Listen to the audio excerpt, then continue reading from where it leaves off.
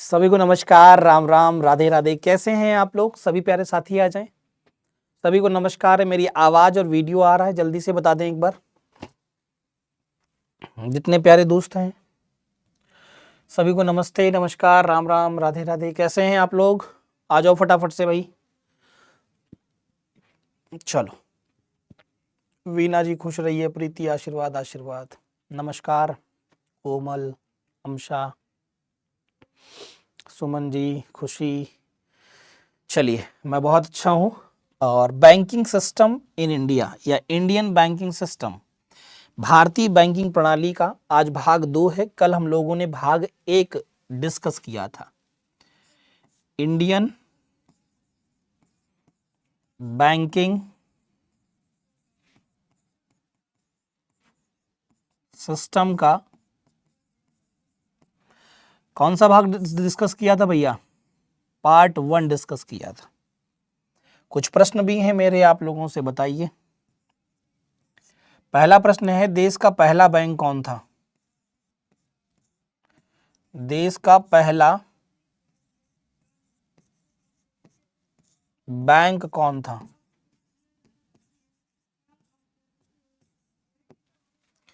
दूसरा प्रश्न है मेरा कि स्टेट बैंक ऑफ इंडिया का पुराना नाम क्या है? स्टेट बैंक ऑफ इंडिया का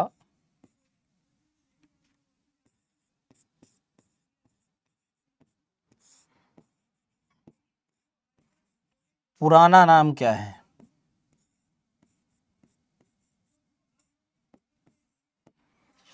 ठीक है। तीसरा और अंतिम एक और क्वेश्चन है आप लोगों से। भारत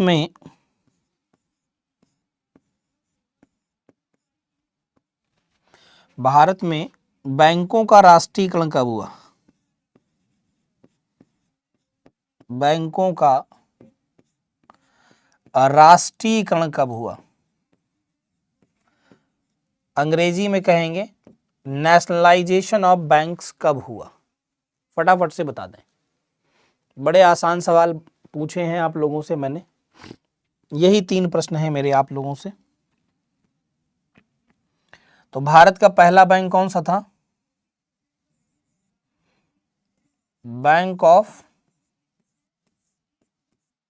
हिंदुस्तान। कब स्थापित हुआ था? 1770 में। कहाँ हुआ था? तो कलकत्ता में या कलकत्ता में। स्टेट बैंक ऑफ इंडिया का पुराना नाम क्या था? तो आप कहोगे imperial bank of India.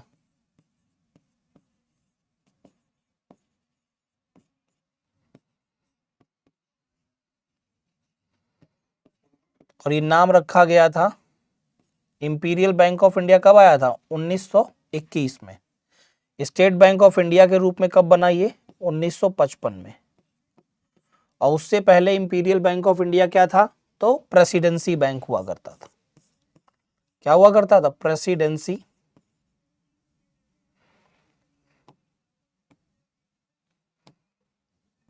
Presidency bank हुआ करता था। भारत में जो बैंकों का राष्ट्रीयकरण किया गया, जो नेशनलाइजेशन किया गया, वो 2 चरणों में किया गया था। फेज 1 और फेज 2। फेज 1 और फेज 2 याद है कि नहीं? जल्दी से बताएं। जय हिंद भैया, जय हिंद। फेज 1 कब आया? 19 जुलाई 1969 को। फेज 2 कब आया बाबू लोग? 15 अप्रैल 1980 को। क्लियर? जल्दी से बताओ भाई। डन है सभी को? जल्दी बोलें, डन है सभी को?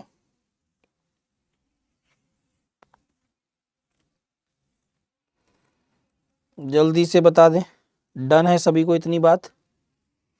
चलिए, रंजय जी कल क्लास हुआ था, आप पढ़ने नहीं आए थे? कल का रिकॉर्डेड क्लास देख लीजिएगा, ठीक है। हाँ, ये पार्ट 2 है इंडियन बैंकिंग सिस्टम का, इस बात को याद रखिएगा, ठीक है।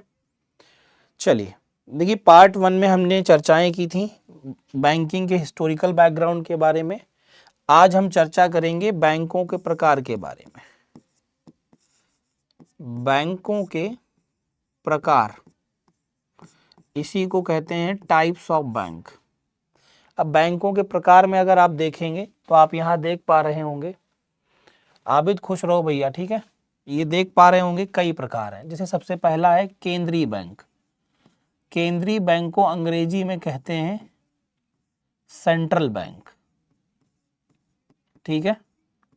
और भारत का केंद्रीय बैंक कौन सा है? आरबीआई, जिसे आप कहते हो रिजर्व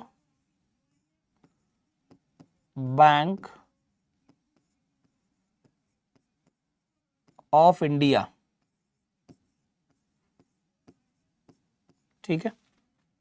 अब बात आती है commercial bank. Sir commercial bank कौन से होते हैं?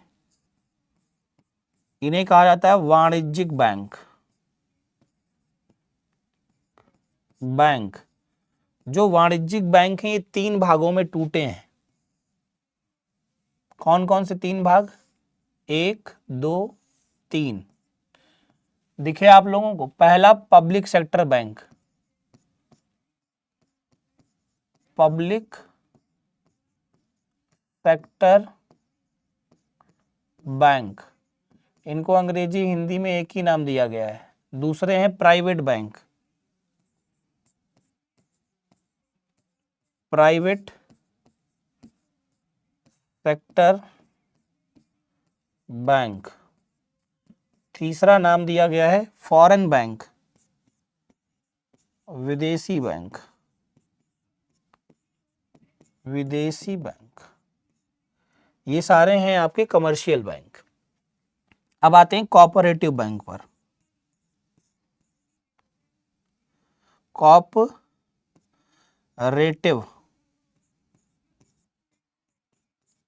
कोऑपरेटिव बैंक ये बेसिकली राज्य स्तर पर रहते हैं। सुना होगा आपने, ये राज्य कोऑपरेटिव बैंक, ठीक है। जिला सहकारी बैंक, ठीक है, सुने कि नहीं सुने। ये है आपका विकास बैंक, डेवलपमेंट बैंक, विकास बैंक या डेवलपमेंट बैंक, ठीक है। ये हैं आपके विशेष प्रकार के बैंक। स्पेशल बैंक को विशेष बैंक नाम दिया गया। कौन है अभी पता चल जाएगा, परेशान नहीं हुई।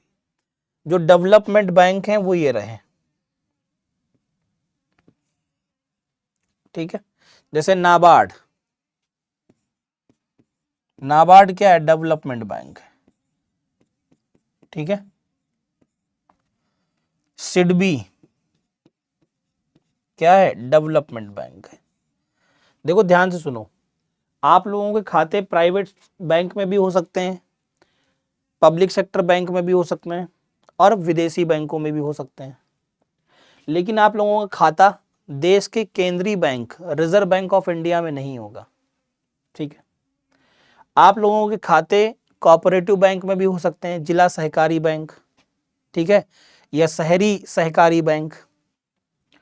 लेकिन आप लोगों के खाते डेवलपमेंट बैंक में नहीं होंगे, विकास बैंक में। नाबार्ड में खाता है किसी का, सिडबी में खाता है किसी का, एनएचबी में खाता है किसी का, नहीं है, ठीक है, याद रखिएगा। तो ये सवाल बहुत बार आ चुका है कि विकास बैंक किसे कहते हैं। विकास बैंक एक ऐसे बैंक होते हैं जो देश के विकास के लिए कार्य करते हैं, ठीक है। लेकिन उनमें आम आदमी का खाता ओपन नहीं होता, वो डायरेक्ट पब्लिक के साथ में बैंकिंग नहीं करते, ठीक है। तो याद रखिएगा इस बात को, जो विकास बैंक होते हैं वो पब्लिक के साथ में बैंकिंग नहीं करते। जो केंद्रीय बैंक है वो पब्लिक के साथ बैंकिंग नहीं करता, ठीक है। व्यापारिक बैंक करेंगे, कोऑपरेटिव बैंक करेंगे, और विशेष प्रकार के जो बैंक हैं वो भी करेंगे। मैं विशेष प्रकार के बैंक भी आपको बता देता हूं, क्योंकि आपके मन में रह रहा होगा ये नहीं बताए। विशेष प्रकार में दो बैंक आते हैं, ठीक है। एक को नाम दिया गया है पेमेंट बैंक, पेमेंट बैंक, और दूसरे को नाम दिया गया है small finance bank, small finance bank, ठीक है। क्लियर? हिंदी तो नहीं लिखनी पड़ेगी। पेमेंट बैंक और ये स्मॉल फाइनेंस बैंक को लिखोगे लघु वित्त बैंक।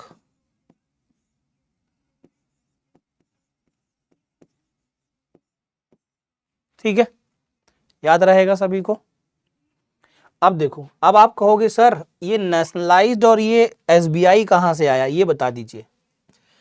जो ये पब्लिक सेक्टर बैंक हैं ये दो प्रकार के हैं। कौन से दो प्रकार के हैं भैया पब्लिक सेक्टर बैंक? दो प्रकार के, पहला नेशनलाइज्ड और दूसरा एसबीआई। नेशनलाइज्ड का मतलब होता है राष्ट्रीयकृत बैंक। भारत में राष्ट्रीयकृत बैंक कितने हैं, कमेंट बॉक्स में जल्दी से बताया जाए। राष्ट्रीयकृत बैंक कितने हैं भारत में? और SBI state bank of India, ये अलग है, डीम्ड है अपना।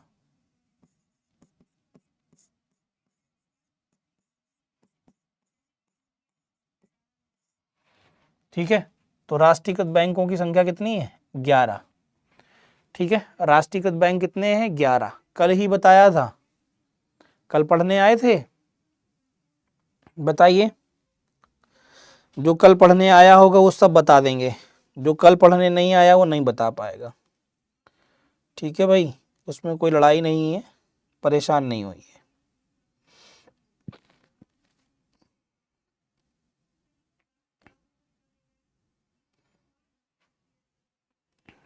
ठीक है, अब देखो यहां पर अगर ओवरऑल देखोगे, ठीक है बाबू, तो ध्यान से समझना। जैसे केंद्रीय बैंक है, केंद्रीय बैंक का मतलब है सेंट्रल बैंक, और सेंट्रल बैंक का मतलब है भारत का बैंक। एक ऐसा बैंक जिसका नाम क्या है बाबू, बोलिए? आरबीआई या रिजर्व बैंक ऑफ इंडिया, केंद्रीय बैंक। इसे केंद्रीय बैंक नाम क्यों दिया गया है, बोलो? रिजर्व बैंक ऑफ इंडिया कहते हैं इसे। क्यों नाम दिया गया केंद्रीय बैंक? क्योंकि भारत में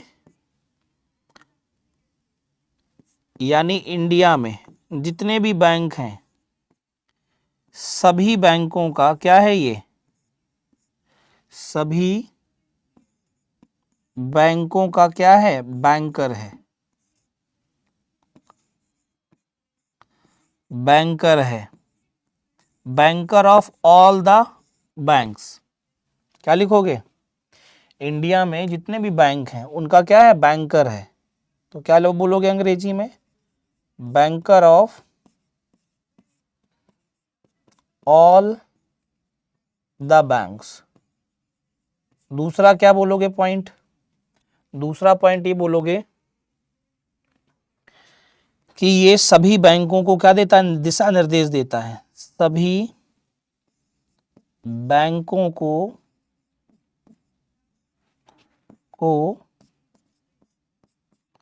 दिशा निर्देश, दिशा निर्देश जानते हैं ना, दिशा निर्देश प्रदान करता है,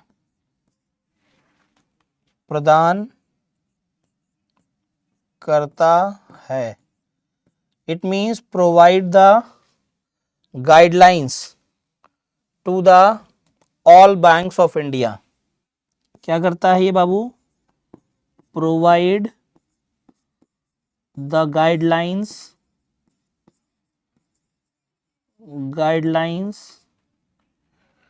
provide the guidelines for all the banks। सभी बैंकों को क्या देता है भैया, बोलिए? गाइडलाइन देता है। ठीक है, क्लियर? इसलिए हम इसे क्या कहते हैं, केंद्रीय बैंक कहते हैं। अब जो रिजर्व बैंक ऑफ इंडिया है, इसकी स्थापना कब हुई थी, थोड़ी सी जानकारी मैं दे दे रहा हूं, बाकी जानकारी जब टॉपिक पढ़ेंगे रिजर्व बैंक का तब करेंगे। इसे स्थापित कब किया गया था,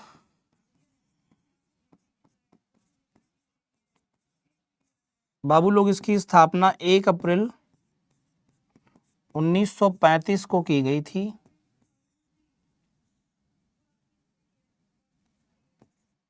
ठीक है, कलकत्ता में। तो पहले इसका मुख्यालय कलकत्ता था, लेकिन 1937 में ये कलकत्ता से शिफ्ट हो गया था बॉम्बे। कहाँ पे, बॉम्बे। तब से लेके आज तक आरबीआई का मुख्यालय कहाँ है, तो आप कहोगे बॉम्बे। कहाँ है, बॉम्बे। कलकत्ता में स्थापना हुई थी, 1937 में क्या हो गया, शिफ्ट हो गया, स्थानांतरित हो गया। कहाँ, बॉम्बे। तब से लेके आज तक मुख्यालय कहाँ है, बॉम्बे में। ठीक है, क्लियर। अब बात आती है, हाँ, दिशा निर्देश गाइडलाइंस एक ही बात है। ठीक है, क्लियर हो गया हो सभी को, तो एक बार जल्दी से थम्स अप दिखाइएगा दिल बना करके, जितने बाबू लोग हैं, फिर मैं आगे बढ़ूंगा। समय जाया नहीं करेंगे, समय बहुत कम है हम लोगों के पास में।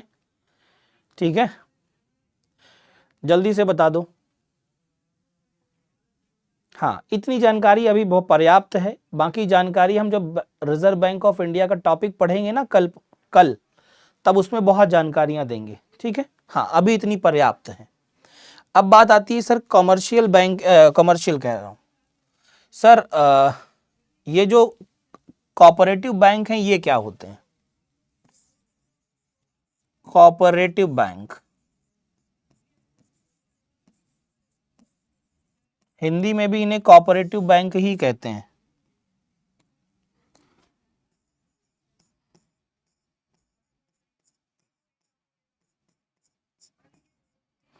कोऑपरेटिव बैंक कहते हैं। देखिए, कोऑपरेटिव बैंक वो बैंक होते हैं जिनमें अधिकांशतः आप लोगों ने देखा होगा कि राज्य की भी भागीदारी होती है, और जिसमें राज्य की भागीदारी हो वो समझ लो बैंक डूबने की कगार पे बहुत रहता है। जैसे आपने सुना होगा लेटेस्ट कई सारे बैंक डूब गए, महाराष्ट्र में डूबा, बंगाल में डूबा कोऑपरेटिव बैंक। ठीक है, जैसे आपने सुना होगा शहरी cooperative bank,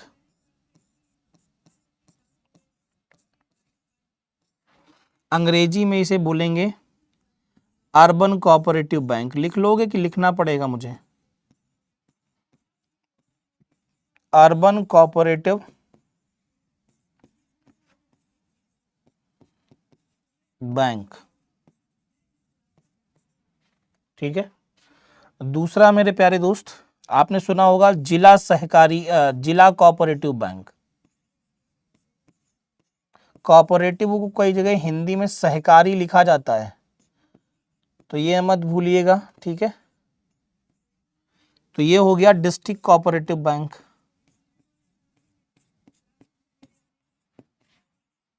district cooperative bank.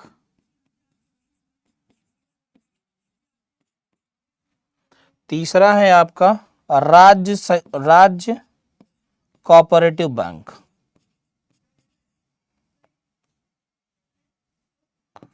Cooperative bank, state cooperative bank कहते हैं इसे।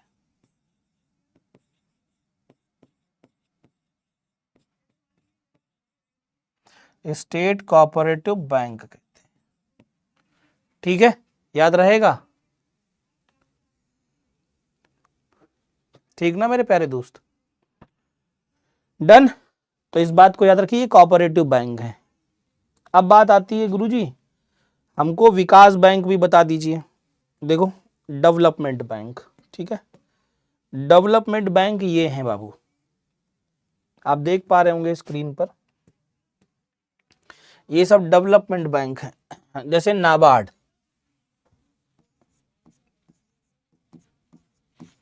नाबार्ड, ये एक विकास बैंक है। फुल फॉर्म क्या है नाबार्ड का? फुल फॉर्म है इसका national bank for agriculture and और रूरल डेवलपमेंट, ये इसका फुल फॉर्म है। इसकी स्थापना कब हुई थी? 12 जुलाई 1982 को। कब हुई थी? 12 जुलाई 1982 को। समय चल रहा था छठी पंचवर्षीय योजना का, 5th 5 ईयर प्लान, छठी पंचवर्षीय योजना का। ठीक है। मुख्यालय कहां पर है?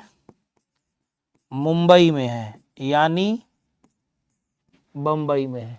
ठीक है, क्लियर हो गई बात? तो ये पहला एग्रीकल्चर के लिए या रूरल सेक्टर के विकास करने के लिए विकास बैंक लाया गया था। ठीक है, चलिए दूसरा देखो, एनएचबी, इसे कहते हैं नेशनल हाउसिंग बैंक। हिंदी में लिखो चाहे अंग्रेजी में, यही लिखना होगा। ठीक है, कहो तो मैं लिख दूं, नेशनल हाउसिंग बैंक। ठीक है, इसका मुख्यालय कहां है?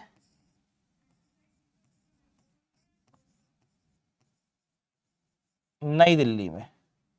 इसकी स्थापना कब हुई? 9 जुलाई 1988 को। ठीक है, अब सोच सकते हो ये क्या है? ये दूसरा एक क्या है, बोलो जल्दी से। Development bank. ये है एग्जिम, इसे कहते हैं import and export bank. Hindi में कहा जाता है इसे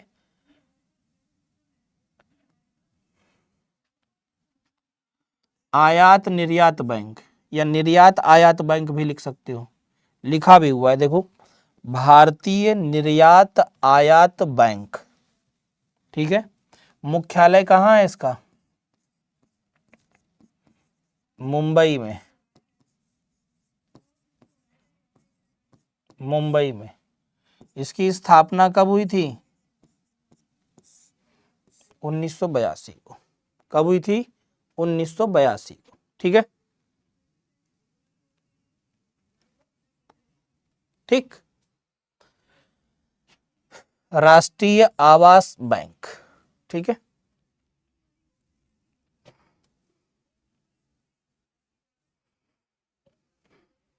एक और लिख लो आप लोग अलग से, जितने प्यारे साथी हैं। सर नाम बता दीजिए। सिडबी।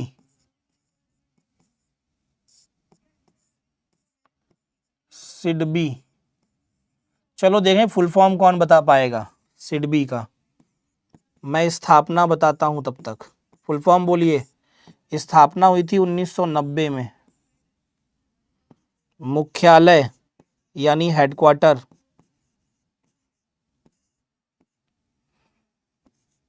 लखनऊ। फुल फॉर्म बताए तुम कि नहीं बताया अभी तक? फुल फॉर्म बोलिए। मुख्यालय आप जान गए हैं, बताएं फटाफट से। इसको इधर लिख देते हैं, बोलो फुल फॉर्म बोलो फटाफट से। सिडबी का फुल फॉर्म बताना है आपको।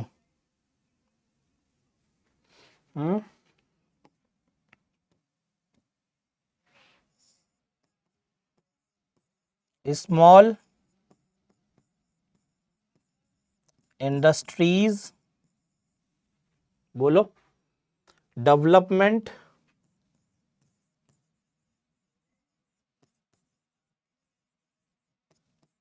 Bank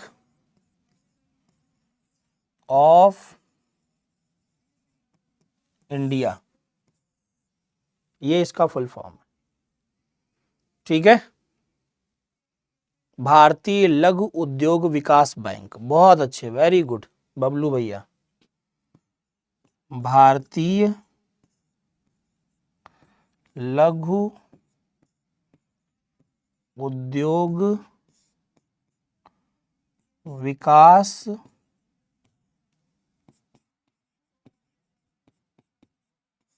bank. बहुत अच्छे, ठीक है, डन सभी का, नोट कर लीजिएगा, काफी महत्वपूर्ण है।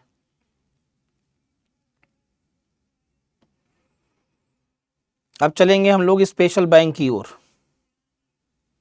किसके तरफ चलेंगे भाई? स्पेशल बैंक की ओर। देखिए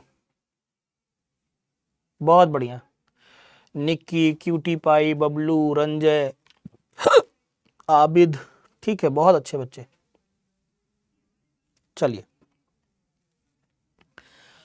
स्मॉल और पेमेंट बैंक की बात होगी, मतलब कहने का स्मॉल फाइनेंस बैंक की बात होगी और पेमेंट बैंक की बात होगी, ठीक है, याद रखिएगा। देखो ध्यान से, इनका उद्देश्य क्या था लाने का, इनको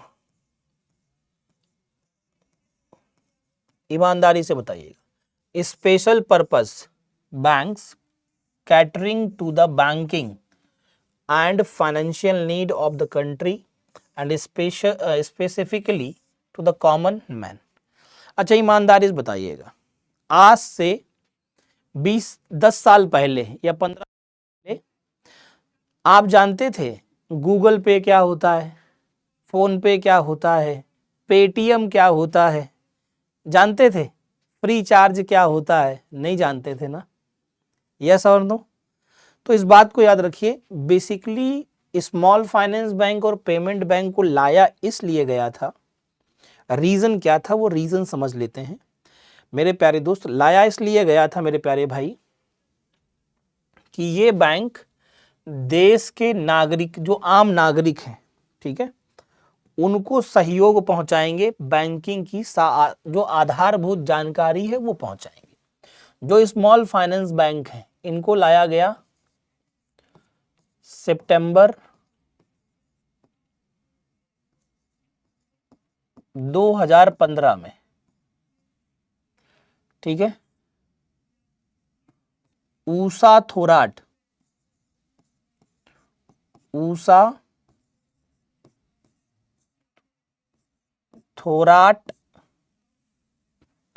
समिति के सुझाव पर,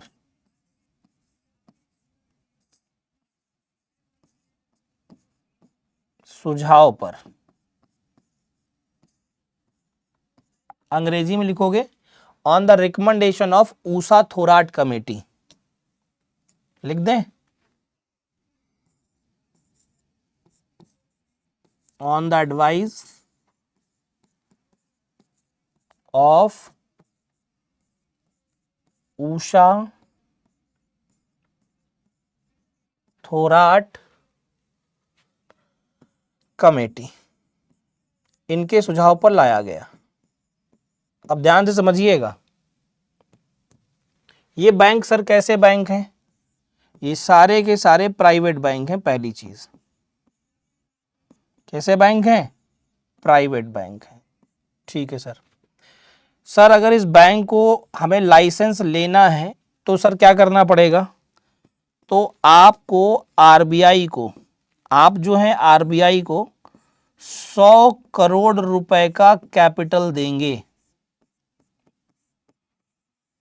ठीक है, तब आरबीआई स्मॉल फाइनेंस बैंक के लिए लाइसेंस देगा। और ये लाइसेंस जो है लीज पर मिलता है पहले 18 महीनों के लिए, 18 महीने तक। अगर आप 18 महीनों तक सही से बैंकिंग करते रहेंगे आरबीआई के अनुसार, फिर आरबीआई इसे क्या कर देगी? स्थायी कर देगी, आपको स्थायी लाइसेंस प्रदान कर देगी। क्लियर? ठीक है। डेवलपमेंट बैंक किसके लिए होता है? ये बात बड़ी ही मुझे मतलब वो लग रही है।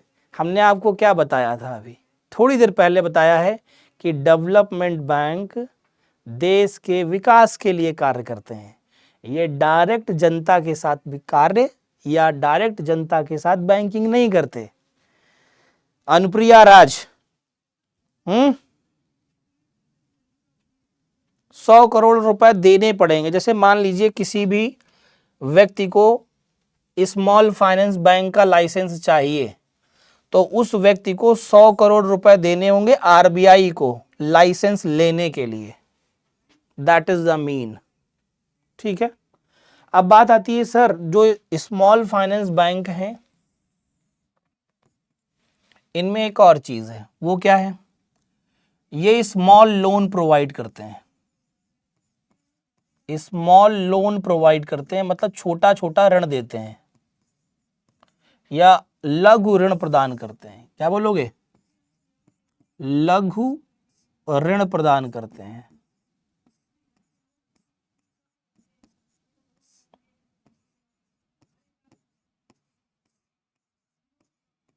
दूसरी बात, ये जो बैंक हैं इनका अधिकांश काम ऑनलाइन बैंकिंग पर होता है। ऑनलाइन बैंकिंग यानी वर्चुअल बैंकिंग है ये, जिसमें आपको बैंक ब्रांच जाने की बहुत आवश्यकता नहीं है। सब कुछ ऑनलाइन ही हो जाएगा। कैसे हो जाएगा? ऑनलाइन ही हो जाएगा सब कुछ। ठीक है, ठीक है, हाँ। चलिए नेक्स्ट आ जाइए। अगर हम नेक्स्ट बात करें, ऑनलाइन बैंकिंग क्या है? आप समझदार हैं। ऑनलाइन आपने अपना खाता खोल लिया, ठीक है, ऑनलाइन आपने पैसे ट्रांसफर कर दिए, ऑनलाइन आपको किसी ने पैसे ट्रांसफर कर लिए, आपको एफडी खोलनी है ऑनलाइन खुल गई, आपको रिकरिंग डिपॉजिट खोलना है ऑनलाइन ओपन हो गया ऐप के माध्यम से। ठीक है, तो ये सारे काम ऑनलाइन होते हैं। आपको लोन चाहिए वो भी ऑनलाइन ही मिल जाएगा। तो इसने क्या किया? इसने वित्तीय समावेशन को बढ़ावा दिया। वित्तीय समावेशन को बढ़ावा दिया। सर ये क्या भला है? इसी को कहते हैं फाइनेंशियल इंक्लूजन। फाइनेंशियल इंक्लूजन कहते हैं इसे। ठीक है, इस बात को याद रखिएगा। क्या कहते हैं? Financial inclusion. तो वित्तीय समावेशन क्या है? आम लोगों को, आम लोग मतलब जो देश के नागरिक हैं, ठीक है, उन सभी को, ठीक है, क्या प्रदान करना? बैंकिंग की आधारभूत जानकारियां। बैंकिंग की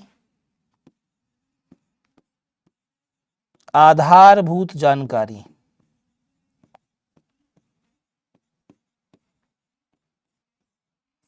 ठीक है, याद रखिए। फोन पे कोई बैंक नहीं है भैया, फोन पे एक वॉलेट है। क्या है? वॉलेट है। स्मॉल फाइनेंस बैंक में जैसे आपने नाम सुना होगा, एयू स्मॉल फाइनेंस बैंक का नाम सुना है कभी आप लोगों ने? बताइए। उत्कर्ष स्मॉल फाइनेंस बैंक का नाम सुना है? जल्दी से बताओ, फटाफट से बोलो। कैपिटल स्मॉल फाइनेंस बैंक का नाम सुना है? इक्विटास स्मॉल फाइनेंस बैंक का नाम सुना है? देखिए नहीं सुना तो उसमें अब कोई कुछ कर नहीं सकता है, ठीक है, लेकिन ये नाम है। ठीक, आप लिखना चाहें लिख भी सकते हैं। ठीक है, हाँ, क्योंकि देखिए आपसे ये नहीं पूछा जाएगा, जितनी बातें हमने बताई उतनी ही पूछी जाएंगी। ठीक है, ये जो बैंक है इस बैंक में आप सेविंग अकाउंट भी ओपन कर सकते हैं, करंट अकाउंट भी ओपन कर सकते हैं, फिक्स्ड अकाउंट भी ओपन कर सकते हैं और रिकरिंग अकाउंट भी ओपन कर सकते हैं। ये बैंक आपको क्रेडिट कार्ड भी जारी करेगा। क्रेडिट कार्ड भी क्या करेगा? जारी करेगा। इस बात को याद रखिएगा। ठीक, डन सभी को? जल्दी से बता दें। फाइनेंशियल इंक्लूजन का मतलब होता है वित्तीय समावेशन। ठीक है, वित्तीय समावेशन का मतलब है कि देश के जो आम नागरिक हैं जिन्हें बैंकिंग के बारे में जानकारी नहीं है, उन्हें बैंकिंग की आधारभूत जानकारी प्रदान करना, जिससे कि वो बैंक के बारे में जान सकें कि बैंक में पैसा क्यों जमा करना चाहिए, बैंक में पैसा कैसे जमा किया जाता है, बैंक में पैसा कैसे निकाला जाता है, ठीक है, बैंक में एफडी क्या होती है, ठीक है, ये सारी चीजें आपको पता होनी चाहिए, ठीक है, याद रखिएगा। चलिए नेक्स्ट आ जाइए। ये है पेमेंट बैंक। देखो पेमेंट बैंक की थोड़ी समस्या है, कहोगे क्या? सबसे पहले तो ये आय कब ये देख लेते हैं। इनकी स्थापना की गई थी अगस्त 2015 में। किसके सुझाव पर? नचिकेत मोर समिति के सुझाव पर, नचिकेत मोर समिति के सुझाव पर।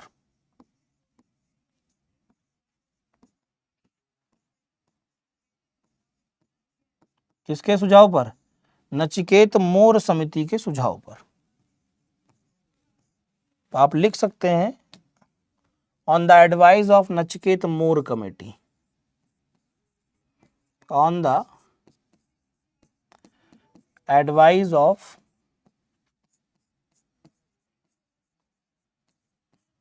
नचिकेत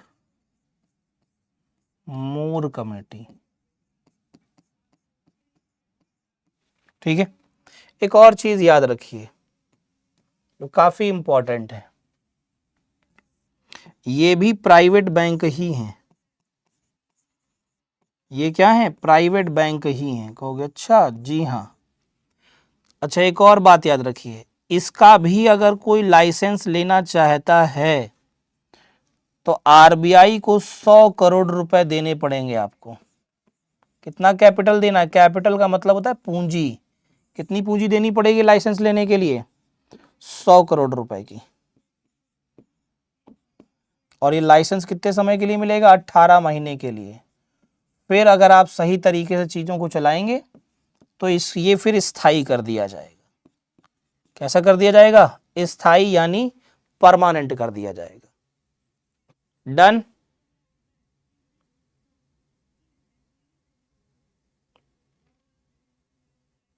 ठीक है,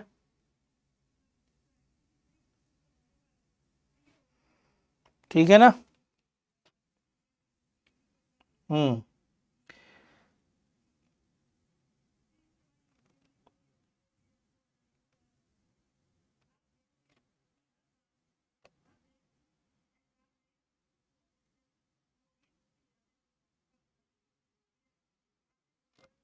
डन है, इतनी बात जल्दी से बताएं।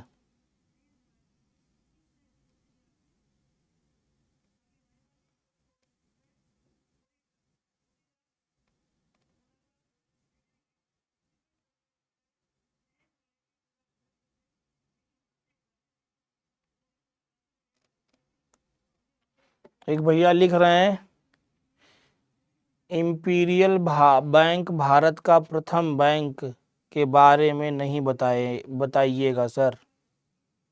कल पढ़ने आए थे आप? कल पढ़ने आए थे कि नहीं आए थे, इतना बताइए आप।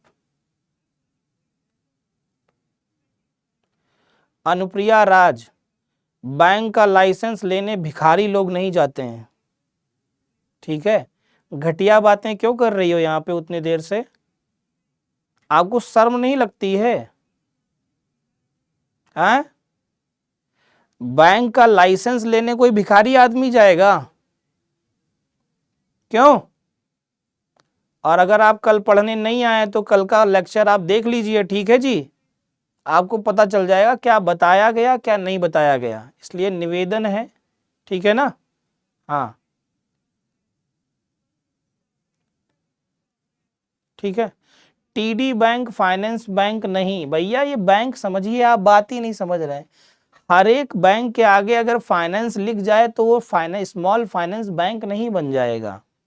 देश में कुल 12 स्मॉल फाइनेंस बैंक बनाए गए थे, जिनमें से उज्जीवन स्मॉल फाइनेंस बैंक, ठीक है, जन Lakshmi small finance bank, Equitas small finance bank, AU small finance bank, capital small finance bank, है ना। तो इस तरीके से कई सारे 12 बनाए गए। दिशा स्मॉल फाइनेंस बैंक बनाया गया, सर्वोदय बनाया गया, उत्कर्ष बनाया गया, शिवालिक बनाया गया।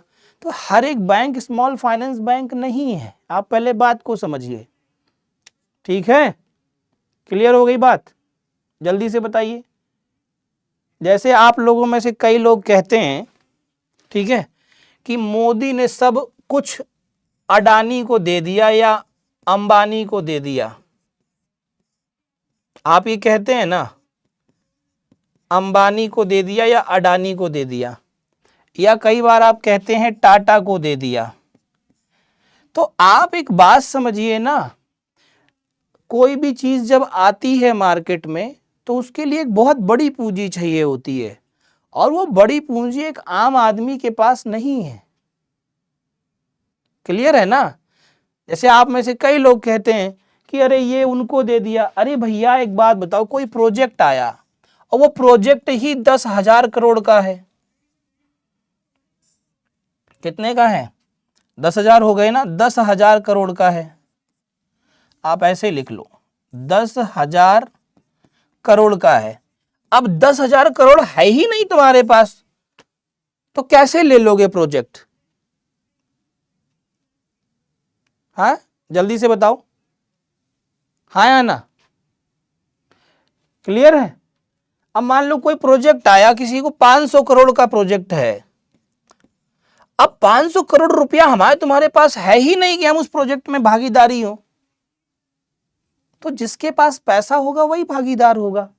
ठीक है, और मेरी क्लास में अगर आप पढ़ रहे हैं ना इकोनॉमिक्स, तो अपने मन से कुछ निष्कर्ष निकालने सीख लीजिए, नहीं तो आप फिर समझ नहीं पाएंगे। ये एकदम सत्य है। ठीक है, हाँ, अगर आप निष्कर्ष नहीं निकाल पा रहे हैं तो नहीं समझ पाएंगे फिर, और उसमें मेरी गलती नहीं, उसमें आपकी गलती होगी। ठीक है, अनुप्रिया राज, मैं देख रहा था बड़े देर से, अगर मेरे पास 500 करोड़ नहीं है तो क्या होगा? अरे भाई, तो होगा क्या? तुम्हें लाइसेंस नहीं मिलेगा। सिंपल सा लॉजिक है भाई। हमारा घर थोड़ी ना है कि हमारे पास आज पैसा नहीं है कल ले लीजिएगा। दुकान कोई किराने की दुकान थोड़ी ना है कि आज हमारे पास नहीं है परसों ले लीजिएगा। ये कोई घर नहीं चल रहा है भाई, ये अर्थव्यवस्था चल रही है। क्लियर है बात? हाँ, तो इस बात को जरूर याद रखो, चीजों को समझो, दिमाग से बुद्धि से लगाओ कुछ, नहीं तो आगे के टॉपिक नहीं समझ पाओगे आप। ये मैं गारंटी दे रहा हूं। ठीक है, ये गारंटी दे रहा हूं, नहीं समझ पाओगे। और उसमें गलती सिर्फ और सिर्फ अगर किसी की होगी तो खुद आपकी होगी। या तो मैं ये मान लूं कि आप 10वीं और 12वीं में घोर नकल करके आए हैं, और या तो फिर लिख दो कि हाँ भैया हमने नकल करी है, हमारी मार्कशीट पे नंबर वही हैं। देखो ये सत्यता है, क्योंकि हम कोई बाहर जापान आपान से नहीं आए हैं, हम भी बिहारी से हैं, तो हमको पता है स्थिति परिस्थिति क्या है। ठीक है ना? बंदूक का लाइसेंस तो मिलता नहीं है, यहां बैंक का लाइसेंस ले रहे हो तुम बुद्धि लगाओ, दिमाग में सोचो थोड़ा सा। बंदूक का लाइसेंस तो मिलता नहीं है बिहार में अच्छी तरीके सही तरीके से, और ये तुम बैंक का लाइसेंस ले रहे हो, मिल जाएगा आसानी से। दिमाग लगाओ, थोड़ा सा सोचो। ठीक है ना? हाँ, ठीक है ना? हाँ, तो इसे हवा में नहीं उड़ो। तुम सोच रहे हो कि हम हवा में हैं, तो तुम्हारे जैसे रोज सुबह शाम मुझे भी स्टूडेंट ही पढ़ाने होते हैं। ठीक है, हाँ, इसलिए बुद्धि खोल के पढ़ो मेरी क्लास में, दिमाग एकदम खोल के। देखो ये बैंक बड़ा खतरनाक बैंक है। कहोगे क्यों गुरुजी? इस बैंक में जो अकाउंट ओपन होगा उसमें आप अधिकतम 1 लाख रुपए ही रख सकते हैं, उससे ज्यादा नहीं रख सकते। और इसमें सिर्फ सेविंग अकाउंट और एफडी अकाउंट, एफडी मतलब फिक्स डिपॉजिट होते हैं, और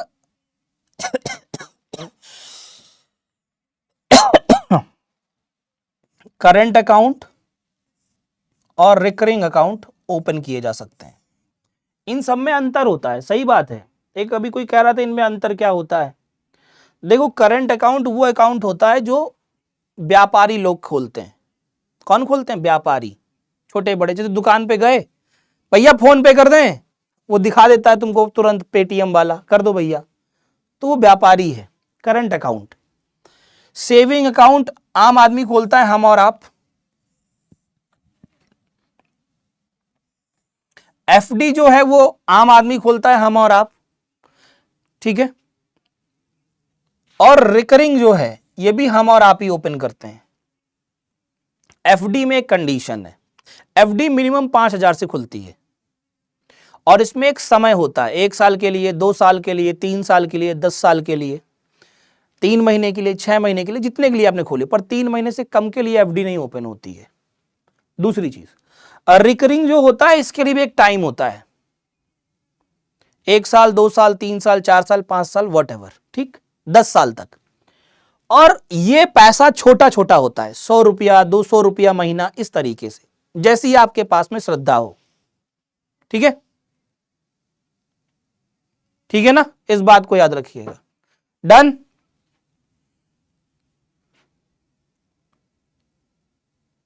ठीक, ये क्लियर हो गई बात? जल्दी से बताओ। तो ये अकाउंट है, सिर्फ टाइप्स ऑफ अकाउंट है। कोई टाइम डिपॉजिट है और कोई टर्म डिपॉजिट है और कोई डिमांड डिपॉजिट है। जैसे मैं सिंपल सी बात करूं, जैसे करंट अकाउंट और सेविंग अकाउंट, इनमें जब आपको पैसे की आवश्यकता होगी तब पैसा मिल जाएगा, ठीक है, जब आवश्यकता हो तब मिल जाएगा। लेकिन फिक्स्ड अकाउंट और रिकरिंग अकाउंट में आपको पैसा जब आवश्यकता हो तब मिल जाए, ऐसा संभव नहीं है। जैसे मैं हूं, मैंने बैंक में 5,000 रुपए की एफडी कर दी, ठीक है, क्या कर दी? एफडी कर दी। अब जब एफडी कर दी मैंने 5,000 रुपए की, तो अब मैंने कहा 3 साल बाद में पैसे लूंगा, तो बैंक ने तो 3 साल समझ के कर दिया काम, लेकिन मैं 6 महीने बाद ही पहुंच गया मैं पैसा लेने। तो बैंक अब 3 साल पहले बाद में, 3 साल में टूटनी थी जो चीज, वो अब 6 महीने में ही तोड़नी है। तो उसके लिए हो सकता है कि मुझे उतना ही पैसा मिले जितना मैंने जमा किया है। हाँ, कम नहीं मिलेगा लेकिन उतना ही मिलेगा, और ज्यादा भी नहीं मिलेगा, ठीक है। इस बात को जरूर याद रखें, ठीक है। ये सब अकाउंट में ब्याज जो होता है वो अलग अलग है। हाँ, देखो, जैसे आपने कहा इन सब अकाउंट की क्या क्या मतलब, क्या फायदा है। जैसे हिंदुस्तान में या पूरी दुनिया में हर एक व्यक्ति समान नहीं है आर्थिक रूप से, चाहे मैं हूं, आप हूं या और कोई हो, ठीक है, आर्थिक रूप से सब समान थोड़ी ना है। तो कोई चाहता है कि भाई हम छोटी छोटी सेविंग करेंगे, तो वो रिकरिंग डिपॉजिट खोलता है, भैया 1 महीने में हम 500 रुपया बचा पाएंगे, तो 500 रुपया इसमें डाल देगा। वो गुल्लक में डालेगा तो गांधी जी में कुछ मिलेगा नहीं, बैंक में डालेगा तो साल के अंत में 500 के हिसाब से 6,000 हो गए। अगर 500 रुपये भी ब्याज मिल गया उसको तो वो 6,500 हो जाएंगे। लेकिन गुल्लक में अगर डालेगा तो वो पैसा बढ़ेगा नहीं। तो एफडी इसलिए इंपॉर्टेंट है, सॉरी, रिकरिंग अकाउंट। एफडी क्या है? ये बड़े लोग करते हैं। जैसे किसी की बेटी हुई तो कहा भैया क्या करें, बड़े लोग क्या, मध्यम वर्गीय परिवार के लोग करते हैं, ब्याज अच्छा मिल जाता है। बिटिया हुई तो कहा ठीक है 50,000 की एफडी कर देते हैं इसके नाम, धीमे धीमे ये 5 साल की कर देते हैं, फिर उसे उसी पैसे को 10 साल का कर देंगे, इस तरीके से बढ़ाते जाते हैं, ठीक है। इस बात को याद रखिएगा। सेविंग तो वही है कि आप अपना पैसा सेव कर रहे हैं, और करंट अकाउंट बेसिकली व्यापारियों के लिए रहता है, ठीक है। एलआईसी बैंक नहीं है, एलआईसी इंश्योरेंस है। अगर उसको फुल फॉर्म भी पढ़ लोगे तो मुझे लगता है कि तुम कर ले जाओगे, ठीक है। LIC is not a bank, LIC is a insurance company which is provide insurance only, nothing else, ठीक है। वो आपको मरने पर पैसा देगा, जिंदा रहने पर भी पैसा देगा, लेकिन 20 साल बाद, 15 साल बाद ऐसा टर्म होता है। तो इसके अकाउंट में 1 लाख रुपए आप अधिकतम रख सकते हैं। अच्छा, एक और चीज है, ये जो बैंक है ना, ये बैंक किसी भी प्रकार का लोन नहीं देता है, लोन नहीं प्रदान करता।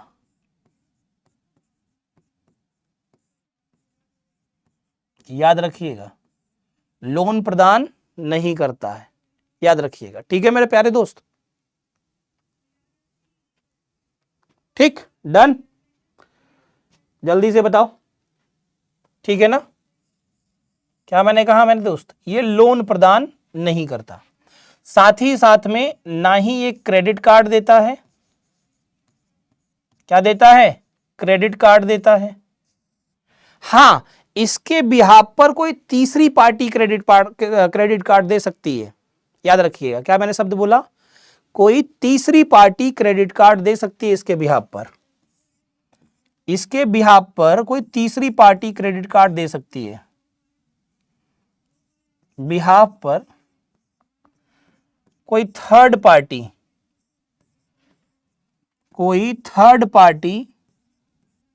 क्या देगी, क्रेडिट कार्ड दे देगी, लेकिन ये बैंक क्रेडिट कार्ड प्रदान नहीं करता, इस बात को याद रखिएगा, ठीक है। सभी लोगों को क्लियर हो गया हो तो एक बार यस करिए, फिर आगे बढ़ूंगा मैं, जल्दी से बताएं।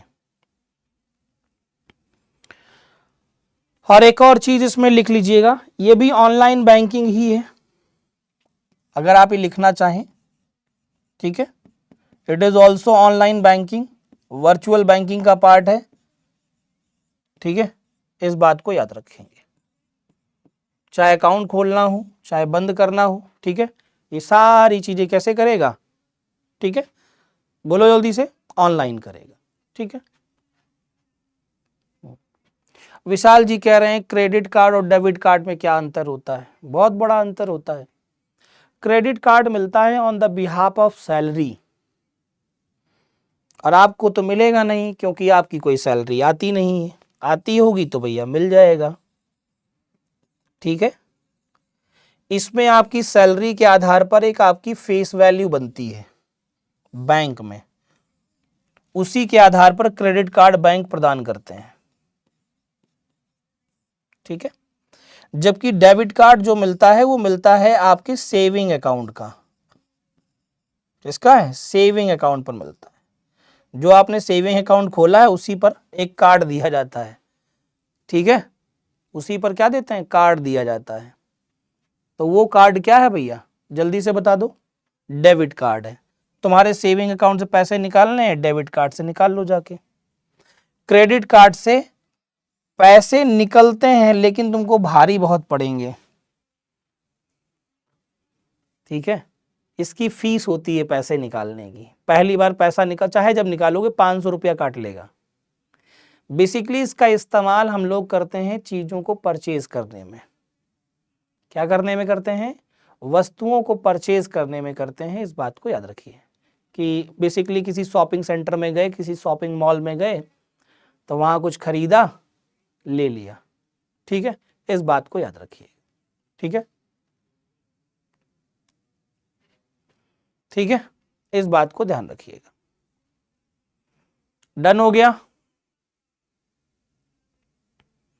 जल्दी से बता दो भैया।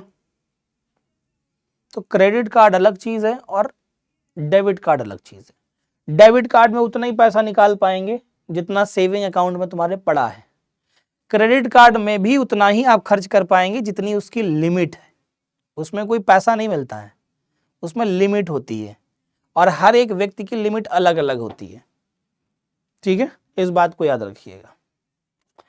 हो गया सभी का, जल्दी से बोलो भाई, डन।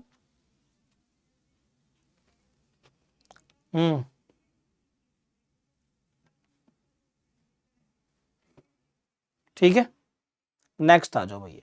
ये कुछ प्रश्न हैं, हालांकि आंसर इसके ऑलरेडी लगे हुए हैं, अगर आप कर लेंगे तो भी बहुत अच्छा है, नहीं कर पाएंगे तो भी बहुत अच्छा है, तो आंसर देख लेंगे, ठीक है। कि नाबार्ड की स्थापना किस समिति के सुझाव पर हुई थी, तो आप कहोगे शिवरमन समिति के सुझाव पर, ठीक। रिजर्व बैंक ऑफ इंडिया की स्थापना कब हुई, तो आपको पता चल जाएगा 1 अप्रैल 1935 को। ये दोनों क्वेश्चन तुम्हारे हैं, इसके बारे में जानकारी कीजिएगा।